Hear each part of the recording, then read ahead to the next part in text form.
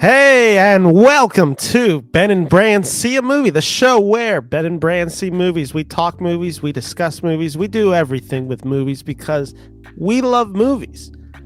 Branson is not here with me this week, so I'm going solo again. And I just want to let everyone know I haven't been active as much as many of you do know. I have COVID. I straight up had COVID. My voice was gone for basically a week. It's still even been a little bit harder for me to talk. And then I just had my buddy's bachelor party this weekend in Vegas. So my lungs were like filled with smoke, the cigarette smell and all that of just Vegas. It's been kind of hard for me to breathe and talk for long periods of time, but I'm feeling relatively better now. God, COVID really knocked me on my ass. I was really tired for a lot of it. I was never really sick. I was just exhausted, and even like I've now had it. I guess I got diagnosed a little over 2 weeks ago with it, which is crazy because before it used to be quarantined for 2 weeks. Now it's like 8 days or whatever. But I'm feeling better now. I didn't have any form of a plan for this episode. Again, just with me being out of town, me having COVID, just not enough time to prepare with Branson. I didn't have anything specifically special for this show. So I just decided, let's do something that I've done before, and let's just do a long review episode where I just talk about a bunch of movies that I've been seeing recently. I review them. I'm talking all movies that were released in 2022 that I haven't talked about really in any form or capacity. That means on my YouTube channel. That means on when I publish articles for Highbrow Magazine. Just any form where I'm releasing content or reviewing movies, essentially. If I haven't talked about those movies, then I'll talk about them here. None of them are going to be particularly in depth, though some of them I will probably go more in depth with. And I'll just kind of give you an overview of how my year of movie watching has been. Again, this is all specifically for 2022. I've watched a lot of movies this year, a lot in 2022, but also just a lot older releases. I've been keeping up with the Blank Check podcast, so I've been binging all of Kubrick's movies to watch along with them. I've been watching some PTA movies. When I was had COVID, the beginning days, I was just sitting there binging PTA. I think I watched There Will Be Blood, The Master, and Boogie Nights back to back to back, which is a wild trip. One that I also had a lot of fun with. He quickly became one of my favorite directors. I'm kind of shocked that the only PTA movies I had seen before watching There Will Be Blood was Licorice Pizza and Punch Drunk Love. And the only reason I watched Punch Drunk Love, apologies, was to do it on this show and talk about it on this show. But anyway, so for the year of 2022, I've seen 83 movies approximately. I actually think that number's higher, and I just haven't moved them all over yet onto my letterbox. If you see me looking down, it's just my letterbox. Follow me at Ben Knows Movies. That used to be my old blog name. I really hate it, but I'm not paying Letterboxd to change the name for me, so that's not happening. So it's just going to stay Ben Knows Movies. It's in my what's it called? What's the link tree? So check out my link tree, and you'll be able to find my Letterboxd, where I do post some reviews there, though not as active, and to many people's chagrin, which I have had multiple complaints about. I review movies on a four-star scale because that's the easiest and most useful for me. And I do that on Letterboxd, even though it's a 5-star scale. So yes, am I bringing down the average? Yes. Watch the movie so you can help bring up or bring down the average and ignore my ratings. With that all said, though, like I said, I've seen 83 movies, and I probably am going to assume I've reviewed at least minimum 50 of these movies in some form or capacity. So I'm not going to be talking about all of them. And even some of the ones that I have watched, I just don't care to talk in any form of length on a movie like Wedding Season, which was a Netflix romantic comedy, which was bad, but kind of inoffensively bad. So that's the most I'll be saying about Wedding Season. That's my review of Wedding Season. Bad, but not particularly offensively bad. But with that all said, I'm just going to jump in. I'm going to just talk about something that I see. I'll make some notes. I'll say my rating and some of my justifications and what I liked and didn't like about this. You know how a review works. If you're listening to the show, you know how I review movies. So let's just start. I'll start at my very bottom because that's the most fun. Let's go from worst to best. At my very bottom, which would be, I guess, my 83rd favorite film of the year, which means it's my least favorite film of this year so far, is a film I definitely have not talked about in any form of capacity because I barely could finish the film. It's called Senior Year with Rebel Wilson. Rebel Wilson is an actress that I don't particularly care for. I find her funny occasionally. I think she's really well used in movies like The Brothers Grimsby, uh, or even Jojo Rabbit. And you know what? I don't particularly care for the Pitch Perfect movies, but I think she can have some really funny comedic beats, or even when she appears in more supporting roles, like in Bridesmaid. I think she can be really funny. This movie just did not work for me as a comedy. I thought the comedy was pretty offensive. The whole joke is that she is a female, she's a teenager who goes into a coma, I believe in like 2000, and then wakes up 18 years later and now is like an adult woman. So there's just jokes of her not understanding the culture. So she uses the R word just casually. Uh, it's jokes like that, and it's really low denominator that I just didn't appreciate, didn't care for. I just didn't think the movie was any fun at all. Excuse me. And it just didn't work for me in any form of capacity. I gotta go a little bit quicker than this. I can't do this for all movies. My next least favorite film, or I guess it's is a movie called Alice. I actually reviewed that on Highbrow Magazine, but I don't think I publicized that review particularly well. I think I was sick that week actually, or I had just lost my job at that point, so I was just like going through a lot. So that article kind of just like I turned it in, and then I just forgot to promote it when it came out. Alice is a movie starring Keke Palmer, who, besides this movie, is having a really good year. This movie follows Alice, who spends her days enslaved on a rural Georgia plantation, restlessly yearning for freedom. And then she escapes and then finds out it's actually 2022. I thought it was a really good premise for a movie. Movie was so boring, nothing particularly interesting. Common, who is the side character who's along the way of the journey with Alice, is just a pretty bad actor, to be honest. I think the guy's pretty devoid of charisma, and I just did not care for him in this movie. I thought Alice was just boring. This was a brutal movie to get through. Another movie that I haven't talked about in any detail. Oh, by the way, I should just say Senior Year and Alice are both at half a stars this year, which is the lowest I give. I don't give 0 stars. I give it a half a star. So they're half a star out of 4. Another movie that has a half a star is Marmaduke, starring Pete Davidson.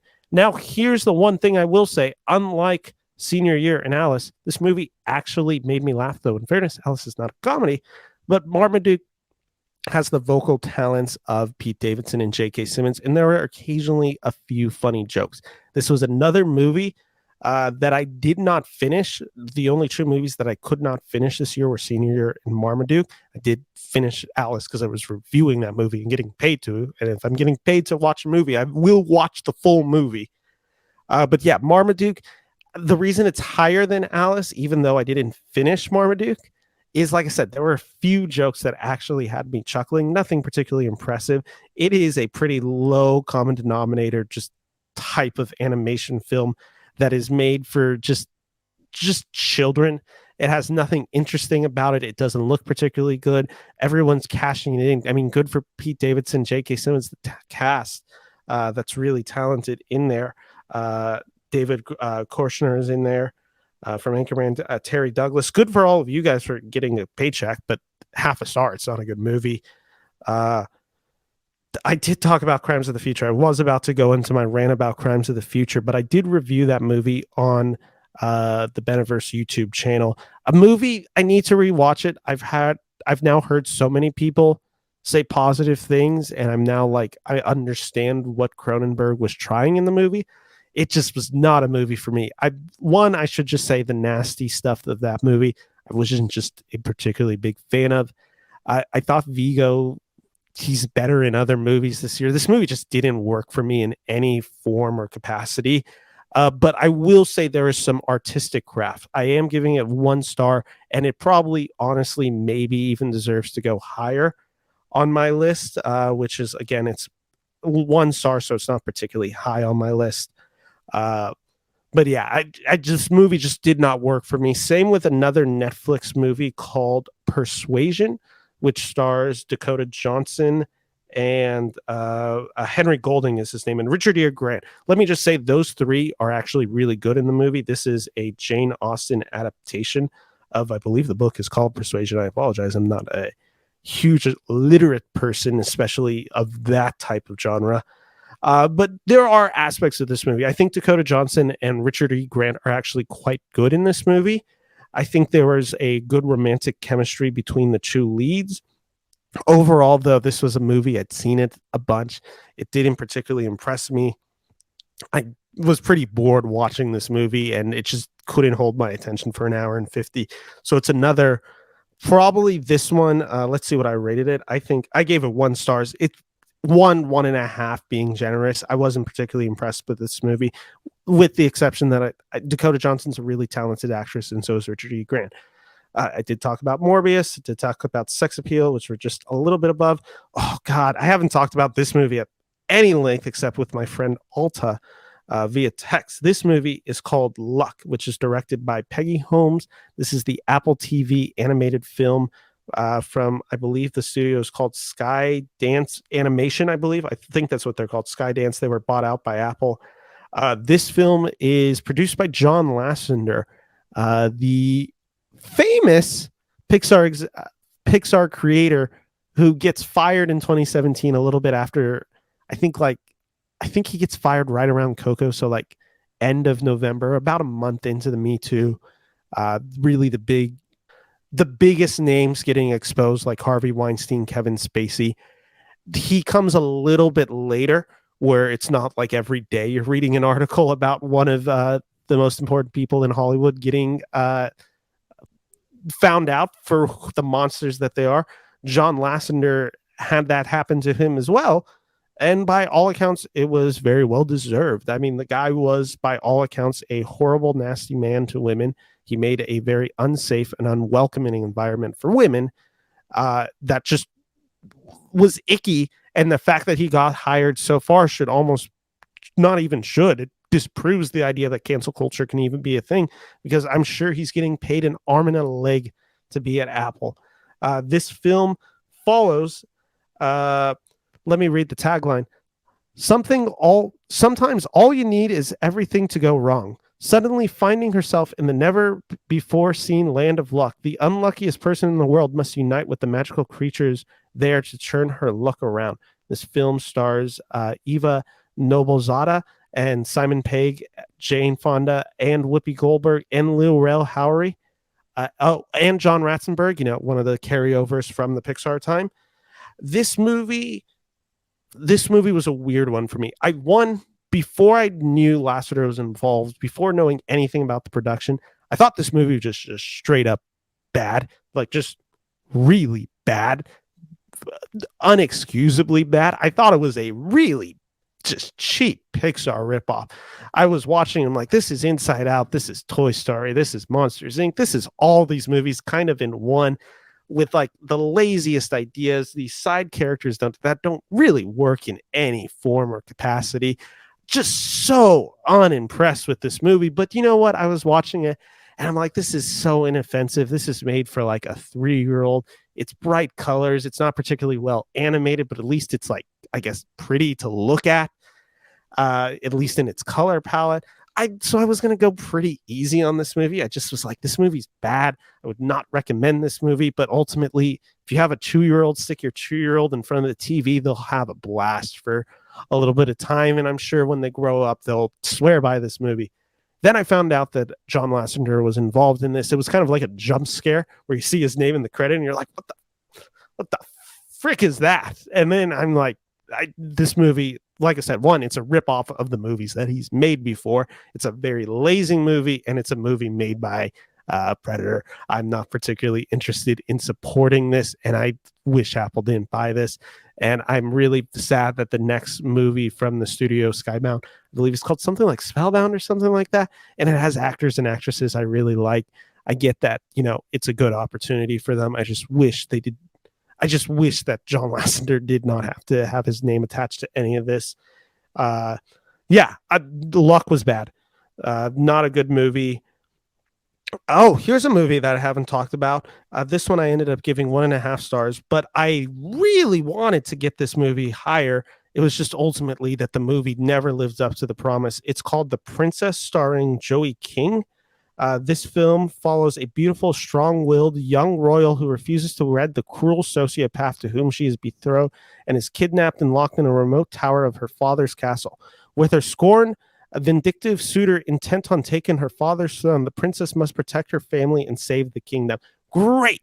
Absolutely awesome premise for a movie. The action works for bits and pieces of the movie where there's some really good choreography, and then there's stuff where it is trying to feel like John Wick, but the director, Law Van Cat, never comes even close to capturing that adrenaline excitement of the movie. This again has a great premise, a great leading performances from Joey King, and some really good action sequences from time to time, but it never comes together in anything even resembling whole. So this was a 1.5 star movie.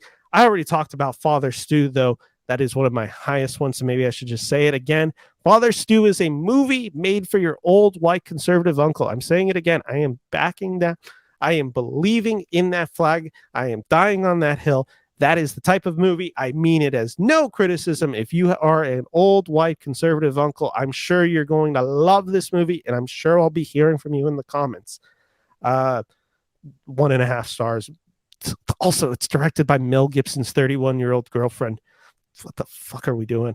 This was another movie that I gave 1.5 stars to. This was a big movie out of Sundance. It is called Good Luck to You, Leo Grande. Leo Grand, actually. It's Good Luck to You, Leo Grand, starring Emma Thompson and Daryl McCormick. This is the movie that is supposed to be, I think, Emma Thompson's Oscar push. And to be honest, that's how I watched the movie, and that's how I felt watching the movie. I watched it and like, this is a movie designed to win Emma Thompson a Best Actress Academy Award. I didn't particularly find the story, which, by the way, what this story is about is it's about this widow who's never experienced an orgasm, and she hires a sex worker or sex therapist, sex worker, something along those lines, to basically help her achieve that. It was a movie that I will just fully admit, it wasn't a premise that I particularly cared about, had any interest in seeing. But I had heard Emma Thompson was good in the movie. She is good in the movie. Again, it's just a premise that I didn't particularly care for.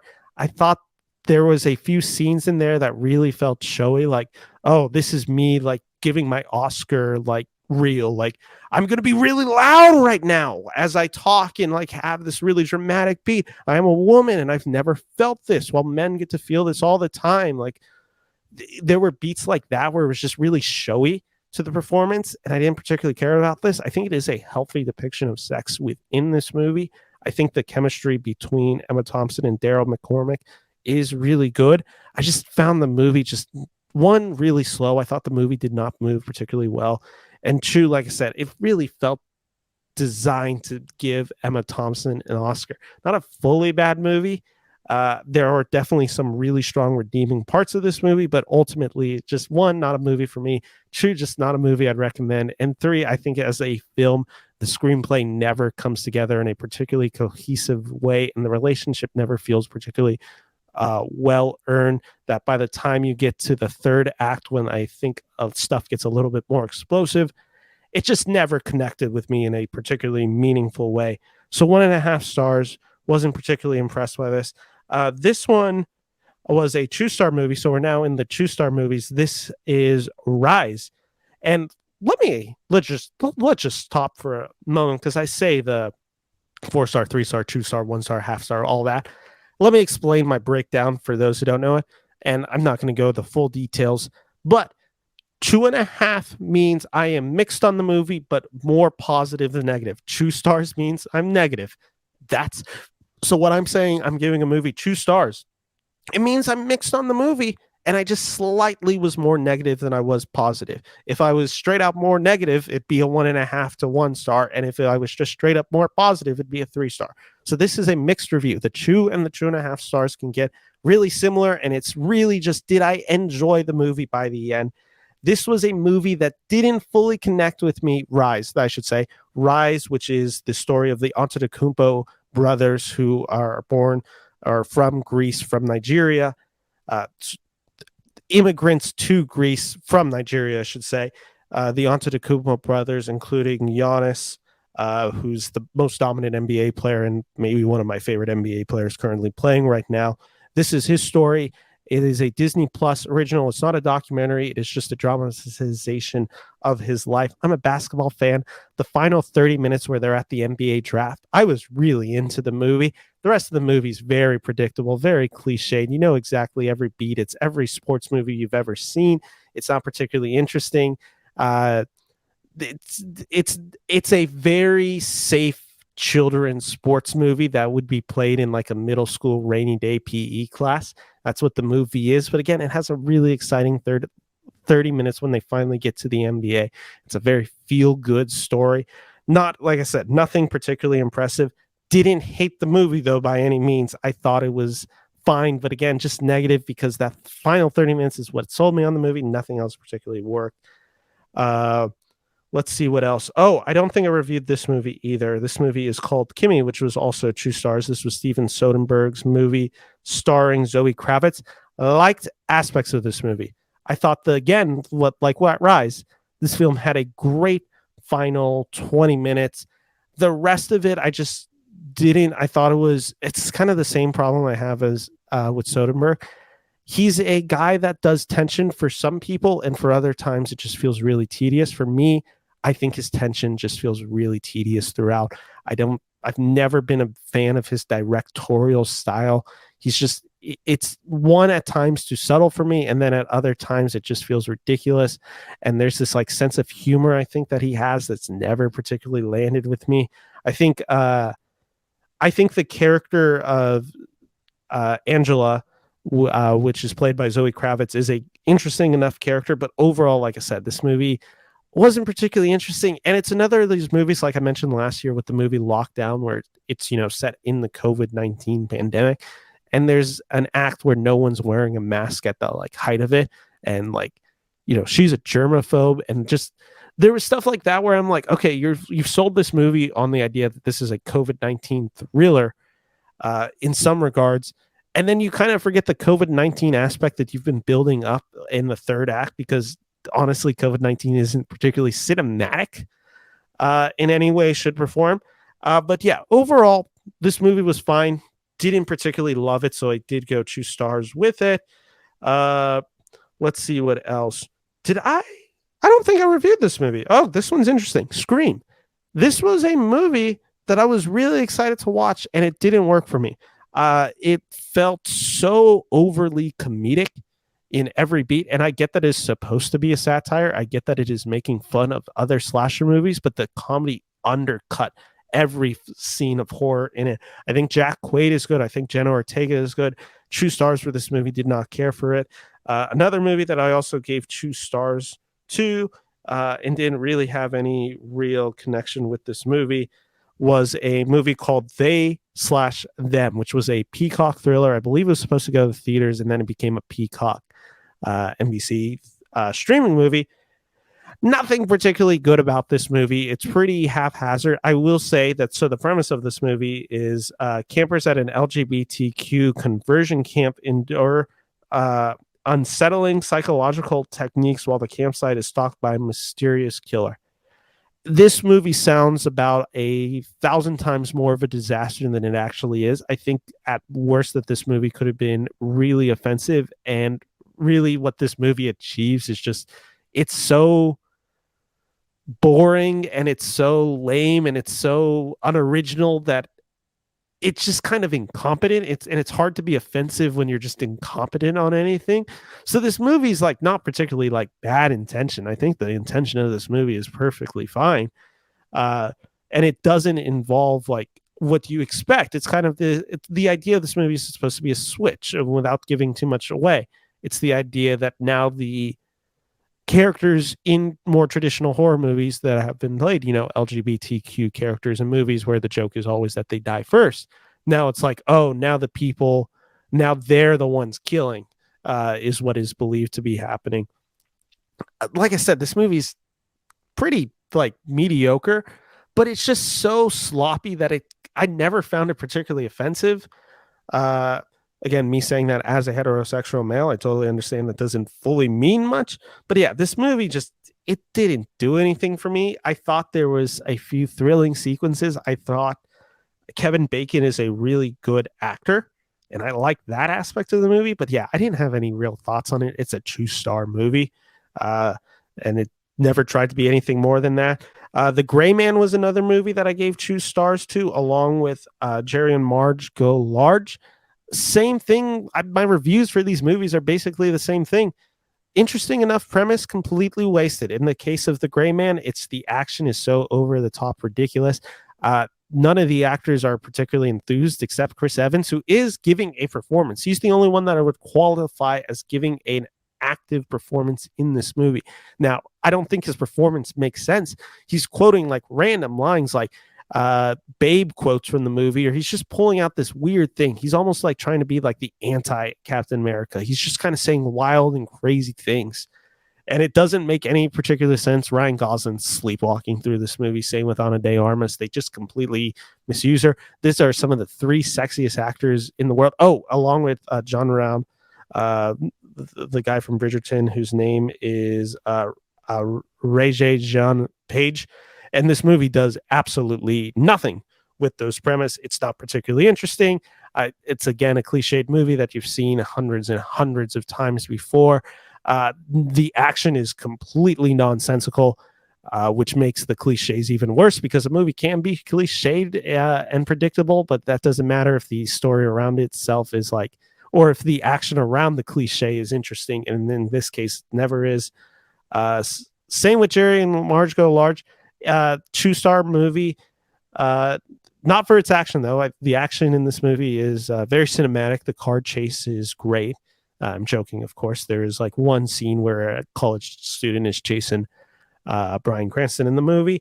It's a fine, cute enough movie. Again, 2-star movie, innocent enough. It's Bryan Cranston is like kind of weird in the movie, where you like, he's almost playing the character too weird. He's supposed to be a mathematician / like scholar / really just good accountant.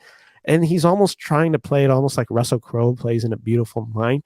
He just doesn't feel particularly relatable. And that's supposed to be the idea of this character, that this character can't relate to anything except numbers. And then through numbers, he's now able to relate to people. But it's just, like I said, the performance comes off as a little too weird. He's just like a little too unnerving at scenes. And it's just, he's a little bit too aloof. So this movie didn't particularly work for me. Again, with The Gray Man and Jerry and Marge Go Large, good enough premises, good enough actors, kind of just a squandered potential movie that felt like a lot of other movies I've seen this year. This is a weird one that I gave 2.5 stars to. This is my first 2.5 star movie that I'm talking about. This is Cheaper by the Dozen, the Zach Braff reboot, which he stars alongside as Gabrielle Union. It's a Cheaper by the Dozen movie. It's supposed to be a Disney sentimental classic. There's nothing particularly new about this movie. It is the Cheaper by the Dozen movie you've seen hundreds of times at this point. Zach Braff is a funny guy. I liked him in Scrubs. He does his job in this movie. It is completely harmless. It is completely sweet. And there are a few really good scenes about just family. And those are messages that resonated with me. And so when I'm watching this, is this a movie I'm going to rewatch? No.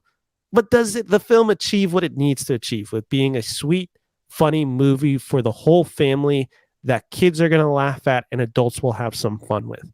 That's what the movie is, and that's what the movie succeeds at doing. So I gave it 2.5 stars. Let's see what else. I reviewed that. Did I talk about this movie last week? I think I did. I'll mention it again because this was the weirdest movie I've watched all of this year. It's called Don't Make Me Go, which is directed by Hannah Marks and stars John Cho and Mia Isaac. Mia Isaac, who was in the movie Not Okay, which now reminds me that I did, in fact, talk about this movie. Weirdest movie because I was ready to sing this film's praises, 3.5 stars.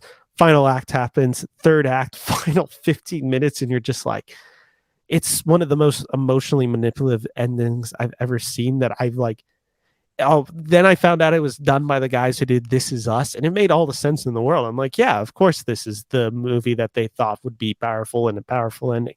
And it's just so cheap and ruins every goodwill that the movie had.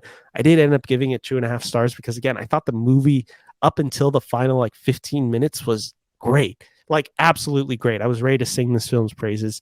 And yeah, those final 15 minutes just almost took it down to a film that I gave a negative review to, but ultimately I found the first like hour and 40 of the movie thrilling. Oh, wow. This is okay. I wasn't planning on doing this, but I'm going to edit the podcast right here because I haven't done a movie for review. I haven't done a review for this movie that I've been meaning to do a review for, and I've been really should have been talking about it. And it's the reason I haven't reviewed this movie is because I saw it in July and then was like, I need to see it again. And then I never got the chance to see it again because of everything that had happened in my life and sickness and then just other movies coming out. Just didn't get the chance. This movie is the film Nope. So Nope is the newest Jordan Peele movie. So for anyone who does not know, Nope is directed by Jordan Peele, who did the movies previously Get Out and Us, two movies that I love. Nope follows a film about what's a bad miracle is the tagline. Residents in a lonely gulch of inland California bear witness to an uncanny, chilling discovery. Let me read that again. Residents in a lonely gulch of inland California bear witness to an uncanny, chilling discovery. That is the premise of Nope. This film stars Daniel Kaluuya and Keke Palmer. And first time watching this movie, I gave it, and again, I didn't review this publicly, I gave it like 2.5 stars. I didn't think the movie particularly worked in any meaningful way. I thought the ideas got really bogged down. I think there's aspects of the story, specifically one with a monkey, that just never tied together for me. I didn't understand the thematic value that this film had. I thought there was some really great visual horror in this film. Jordan Peele is a master at that. The guy knows how to capture just visual spectacle in a way that very few directors can currently do. But with that all said, the movie just did not work for me. I thought Daniel Kaluuya just wasn't a particularly exciting lead. I thought Keke Palmer was the highlight of the movie. But again, there's this whole like story going on with this.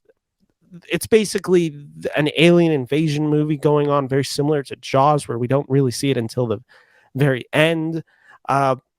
But there's these whole aspects, and then they tie in with this like childhood star who this monkey goes crazy, and it's supposed to tie into the idea that nature can't be tamed, and that when humans try to exploit something, that it will always come back to attack them, and that we're focusing on the wrong things.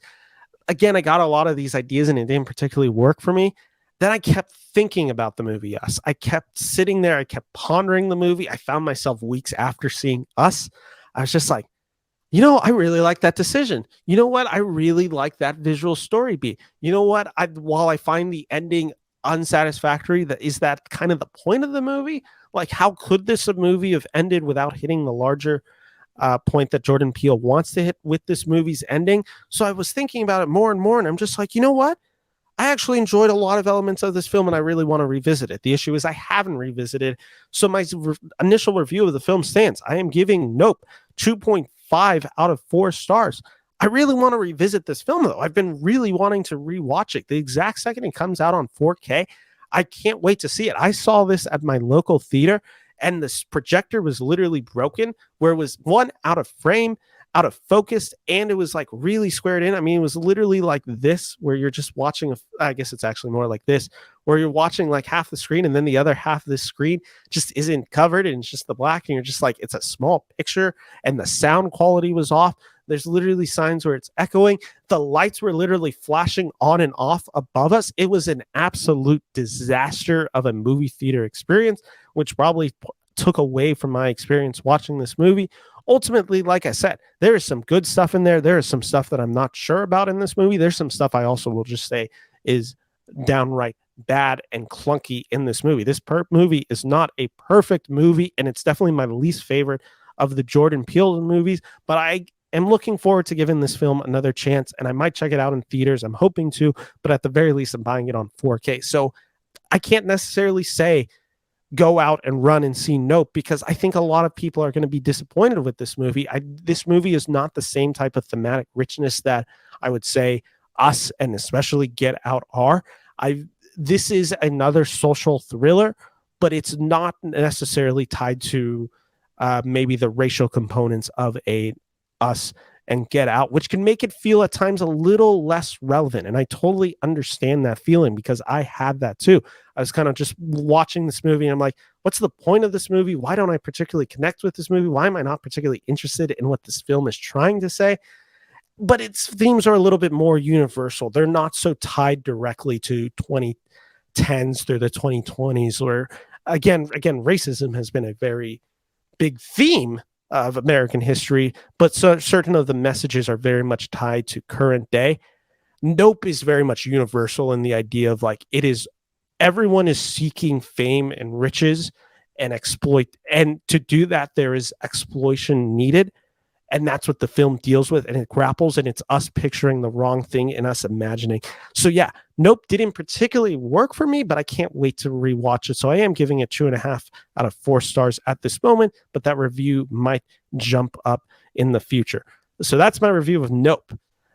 Jumping back into the podcast, thank you for all of those who are listening, and then we'll check it out on YouTube. Let's talk about a few other movies.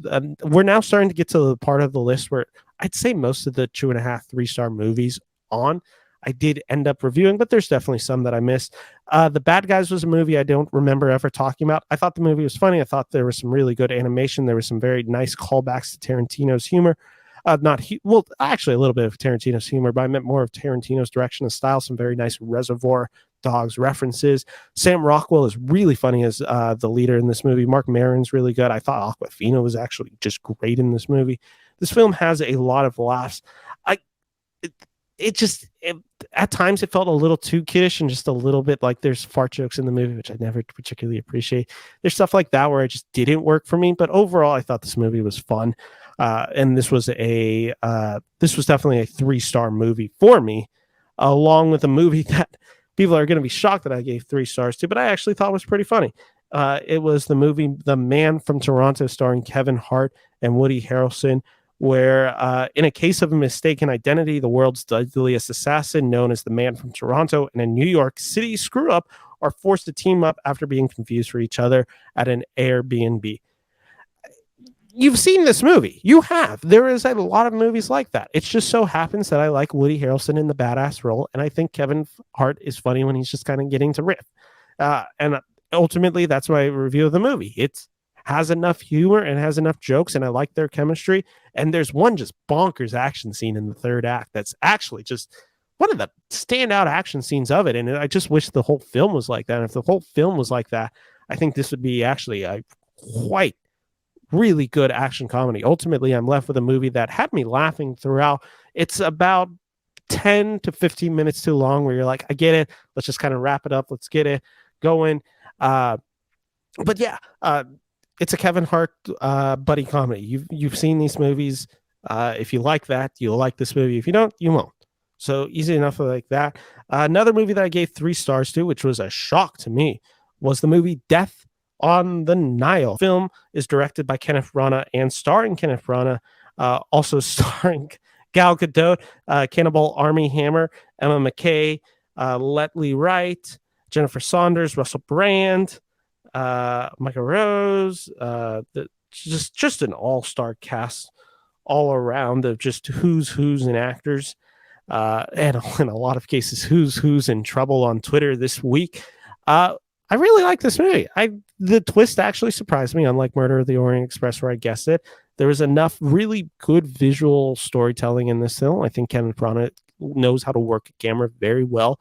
Some of the performances are really cheesy, and then there's other ones like Kenneth Branagh and Russell Brand who carry the movie very well. Russell Brand is a really weird comedian and sometimes really hit or misses when he's a movie star, but in this movie I liked him. Gal Gadot is not particularly good in this movie. Neither is Armie Hammer, but they're two really beautiful people to look at, though keep your distance with Armie Hammer. Overall, 3 out of 4 stars. I thought this movie was fun. And again, a good murder mystery, which is, again, a genre that I quite enjoy. Let's see what else. I don't know how I haven't talked about this movie either. I actually am going to cut off this part too, where this is going to be also another separate video on my YouTube channel. This movie is The Lost City, which stars Sandra Bullock and Channing Tatum. In this film, Sandra Bullock plays a author of a romance novel series that stars Channing Tatum's character, who's supposed to be kind of this Fabio parody type character. And then they end up finding that the adventure elements that she writes about in her books actually might be based in reality. And they kidnap this group of villains played by Daniel Radcliffe. They kidnap Sandra Bullock, and Channing Tatum goes out to the jungle to find and save Sandra Bullock. It is a romantic comedy. It is a romantic action. This is a movie that I had a lot of fun with. There is some really good laughs. There's one in particular really great cameo, which isn't, I guess, a cameo if you've seen the trailers, but if you haven't, it is a really good cameo. And yeah, this movie has just a lot of fun with it. It has a lot of energy. They're all hamming it up. Daniel Radcliffe as the villain is just chewing the scenery. Channing Tatum and Sandra Bullock have a really good comedic chemistry throughout. And yeah, overall, this movie worked for me on a lot of degrees, and I think this movie was relatively really funny for what it was trying to be. And this is a movie that I would caution, I'm not going to watch this movie. I'm not just going to be like, you know what I need to do today? I need to turn on The Lost City. But if I'm hanging out with some friends, specifically some of my female friends, the ladies, if I'm hanging out with them, then I'll and they decide to watch this movie, I'm going to have fun with this movie. There's enough humor from it. It's not the typical romantic comedy that can leave some of us men's dudes like just kind of like, oh my God, what is this? Just crap. No, it has like some real genuine laughs throughout. This was a movie that had also just some really good action scenes throughout. This is a perfectly entertaining movie from Paramount, and I'm glad to see Paramount continuing to make really good films this year. And I wouldn't be shocked if this one got a sequel, because I think it did really well. And Sandy Bullock's a star. That's what she is. This woman knows how to be a movie star in all degrees. And I love seeing Channing Tatum. He's the perfect mambo. Is that what they call them? A bimbo, but when he's a man, I think it's a manbo. Hope I'm not saying anything too bad right now. But yeah, The Lost City, 3 out of 4 stars. Had a blast with this movie. I've seen it now twice. One on a date, one with just a friend. And yeah, I had fun both times. Let's see about another movie. Oh, get ready. We're going for another break in the video where I'm going to break this segment off for my YouTube channel. My YouTube channel, Bullet Train, which is the newest Brad Pitt film, also starring the likes of Aaron Taylor Johnson and Brian Tyree Henry and a bunch of other actors that I won't reveal because I think some of them are supposed to be surprises and they weren't in the trailer, so I won't spoil them. Bullet Train stars a Brad Pitt as the character of Ladybug, an unlucky assassin who is determined to do his job peacefully after one too many gigs gone off the rails. Fate, however, may have other plans as Ladybug's latest mission puts him on a collision course with lethal adversaries from around the globe, all with the connected yet conflicting objectives on the world's fastest train. This film is high adrenaline. This film is nonstop action. This film is ridiculous action, and I had a blast with this movie. It is cheesy in all the best way possible. Like I just said with Sandra Bullock, where she knows how to be a movie star, Brad Pitt knows how to be a movie star. He knows how to lead a movie with a character that really doesn't have anything to build on. This character, the premise that I just read from him, that's as deep as we go with this character. He's just an unlucky guy in an unlucky situation. There is some laugh out loud laughs in this movie. Oh my God, there is one involving a suitcase around the middle of the film that had me rolling. There are some great supporting performances. Aaron Taylor Johnson and Brian Tyree Henry have a really great chemistry. Joey King is also in this movie. She's really good in this movie as well. Brad Pitt is just effortlessly charming. This movie, like I said, I had a blast with this movie. It is dumb, fun, fast-paced adrenaline from the guys who brought you John Wick. There is some ridiculously over-the-top action scenes that worked for me. The issue that this film does have, the issue that Bullet Train has, is you have this film that is ridiculous from the start. You know the type of action you're getting. It is very much Rodriguez mixed with Tarantino, mixed with John Wick, where it's this very stylized, very flashy type of direction.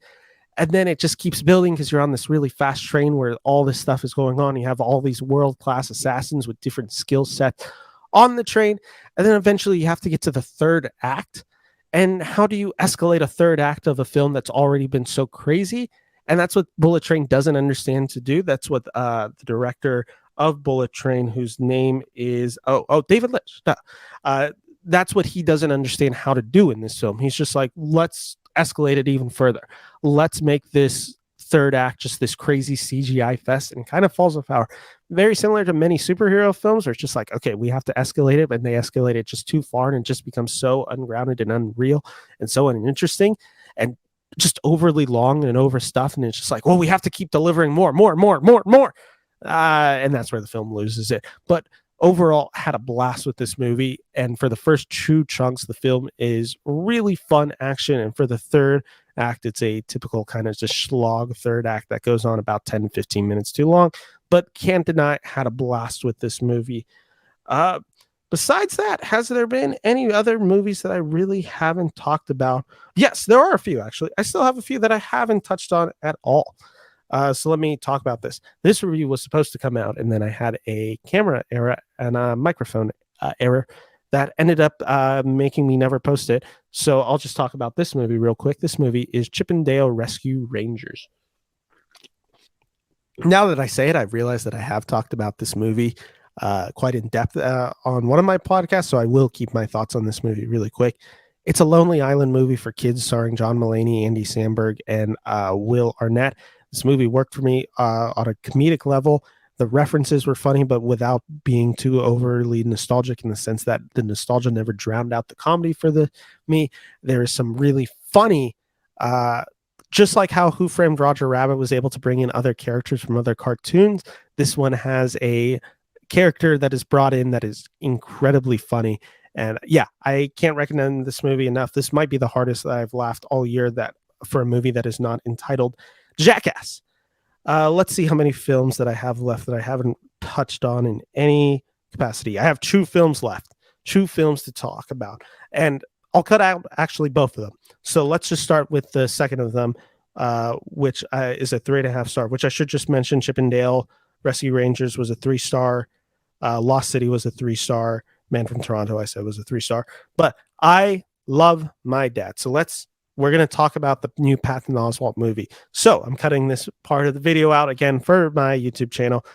I Love My Dad, which is directed by James Morosini, who also stars and writes in this, who writes the screenplay for this film.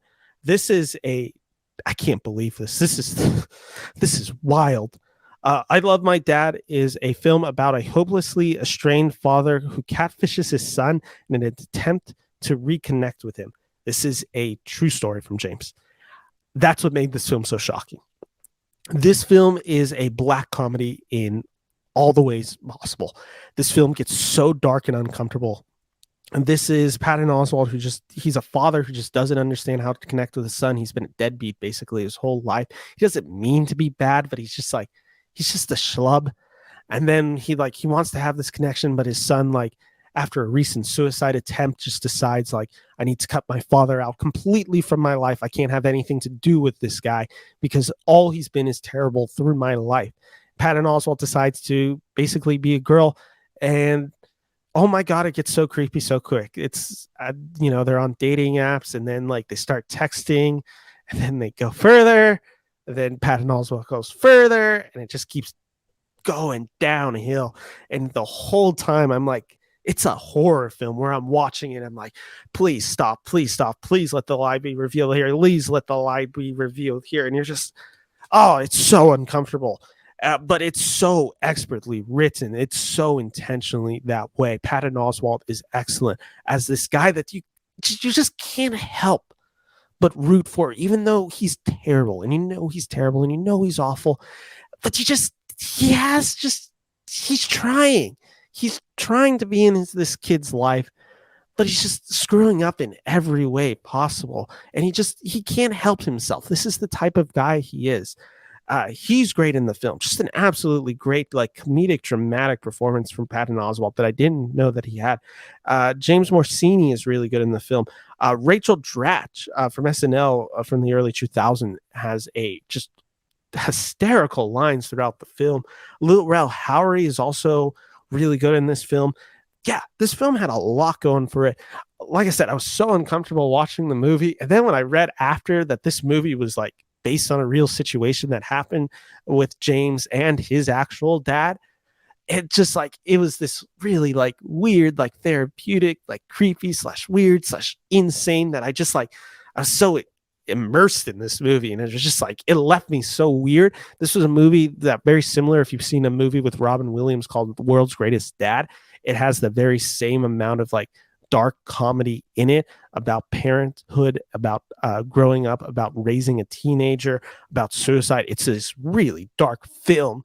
And that's what I found with this film. I found it to be unnervingly effective in everything that it tried. And it was a really solid, entertaining film that I never want to revisit. And yet I kind of want to revisit, and I haven't been able to stop thinking about it since I've seen it. So I Love My Dad. It's available to rent on VOD, possibly buy. I haven't checked it out for sure if it's still available or if it's available to buy yet, but check it out. It's a wild film. I Love My Dad. I'm giving it 3.5 out of 4 stars. Just absolutely crazy. Can't recommend it enough. And at the same time, I don't want anyone to endure this movie.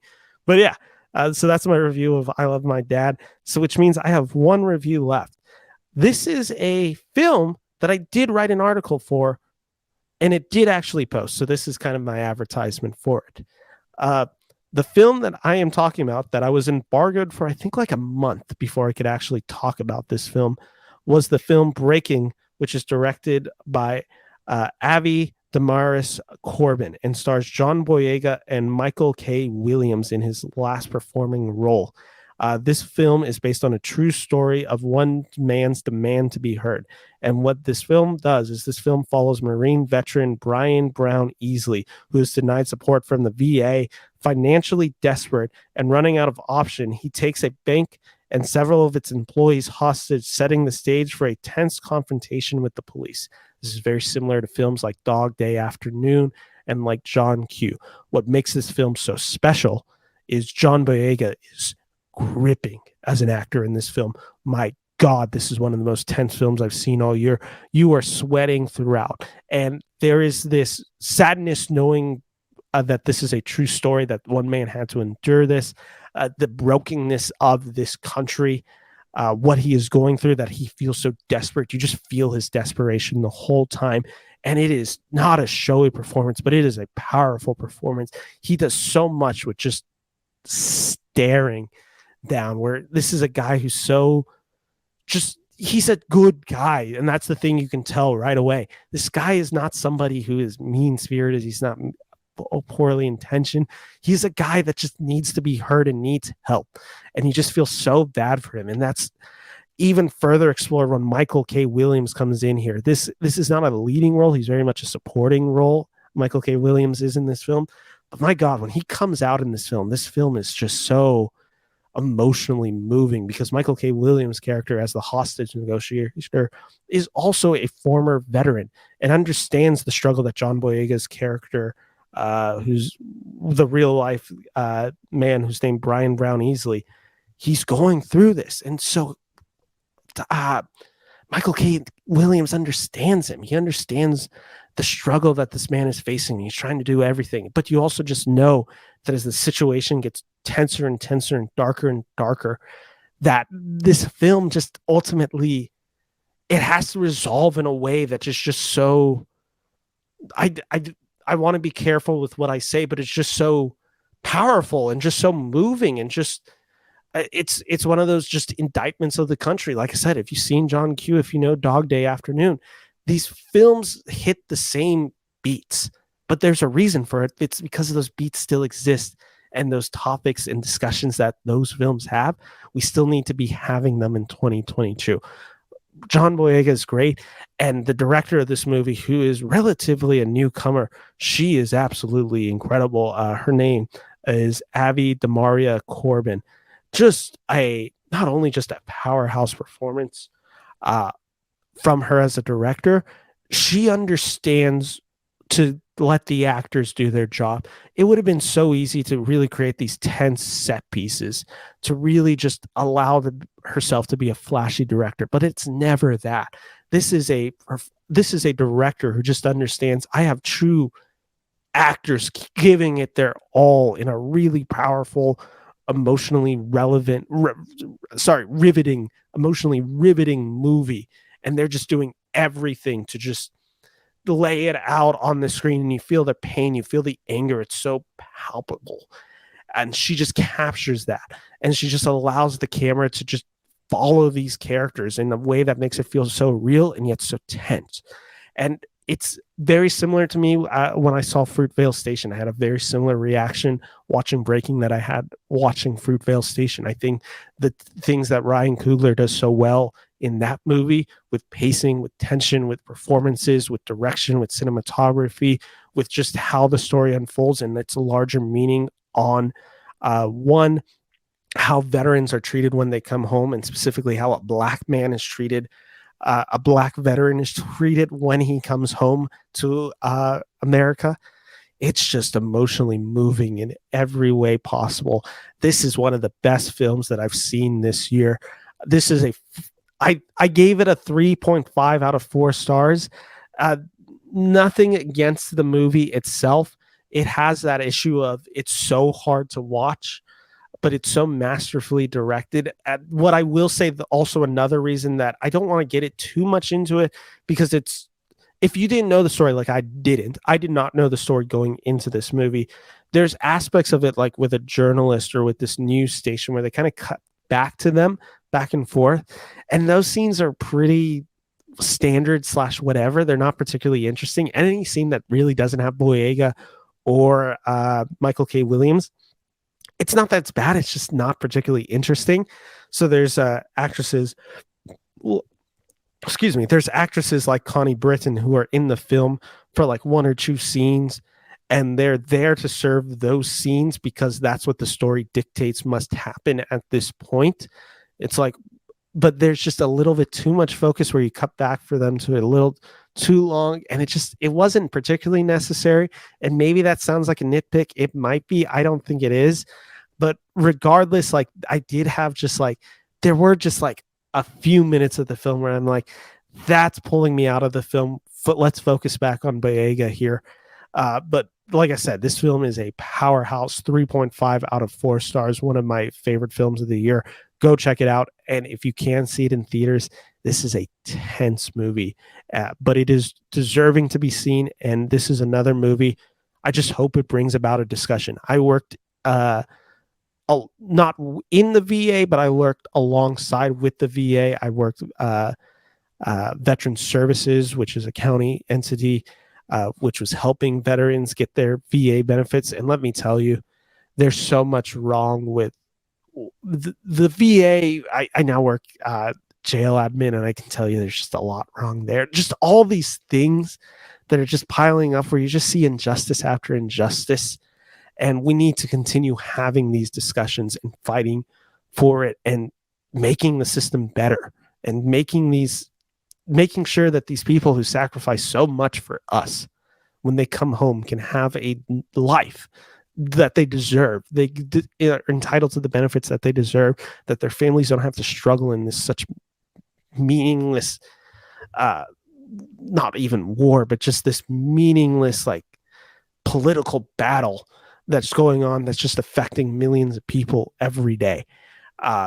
This movie is incredibly powerful. I can't recommend it enough. Breaking, 3.5 out of 4 stars. Check it out.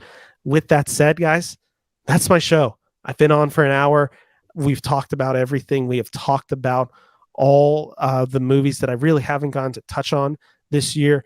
I'm going to hit 200 movies this year. I'm pretty positive. I will have seen 200 2022 releases. That's my goal. I even want to break it.